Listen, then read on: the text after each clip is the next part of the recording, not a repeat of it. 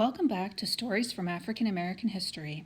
Today's story comes from the Tuskegee Airmen during World War II.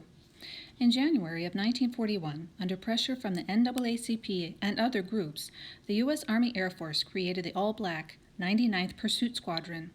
The 332nd Fighter Group had been formed in 1942, making it the only four-squadron fighter group in the Army Air Force. These pilots were trained on an airfield in Tuskegee, Alabama, and thus called the Tuskegee Airmen, although the Army had no intention of ever using them in battle. Under pressure from the Roosevelt administration, the 99th was finally posted in North Africa in 1943. The segregated squadron eventually turned out 600 pilots and 145,000 support personnel, and they earned numerous distinguished flying awards and unit citations. The 332nd distinguished themselves as the only escort group that never lost a single bomber to enemy fire. Let's begin. Wind Flyers by Angela Johnson, illustrated by Loren Long, and read with permission from Simon & Schuster.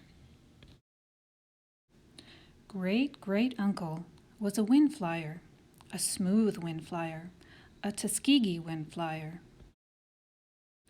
His whole life, all he ever wanted to do was fly.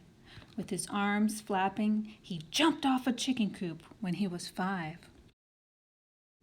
Then jumped off a barn into the soft hay when he was 7. Uncle says it's 'cause he'd watched some birds fly that day. When he was 11, he paid 75 cents to go up with a flying barnstormer. It's what heaven must be, Uncle says to me, with clouds like soft blankets, saying, "Come on in, get warm. Stay a while and be a wind flyer too." They flew over the fields, over the lakes, and Uncle just knew if he could get a good grip, those clouds would be his. He cried when they landed, because then he knew what it was like to go into the wind, against the wind, beyond the wind. There was magic in the wind back then, he says. When he was older, Uncle became a Tuskegee Airman with the 332nd. He studied hard and flew in a war. Air Force didn't want us at first. Only 4 squadrons like us, he says, touching his mahogany face.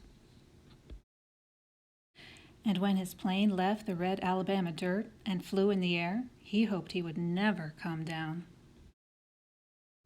He had finally become a wind flyer, a smooth wind flyer, a Tuskegee wind flyer, flying high above it all, never to touch the earth again, forever a wind flyer. When I ask him if it was a big war, Uncle says, "They all are, but that's over now." We were something.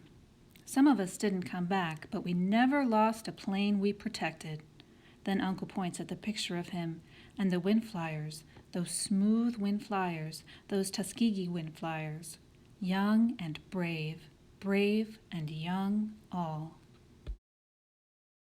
Uncle crop dusted some right after the war. That's the only way he could still fly, the only way he could still catch the clouds and feel the wind. He says flying is different now, though.